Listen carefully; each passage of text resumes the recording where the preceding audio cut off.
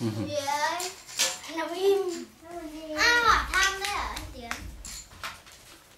Đô đô vừa hỏi thăm đấy. Hỏi thăm gì nào? Họ giật mình. Chắc là nó bọn nè. Đấy. Thế cơ. Hai đô đô rồi. Con Mimi với cả đô đô đấy. Mimi. Đó là. Cái chuột này không sao gì nhỉ? Ừ. Cứ tưởng chuột kia. Đấy, coi cái chuột này này.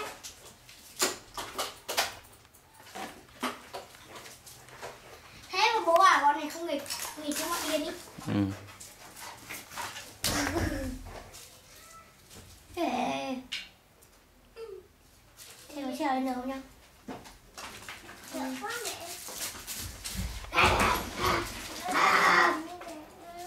Xong rồi.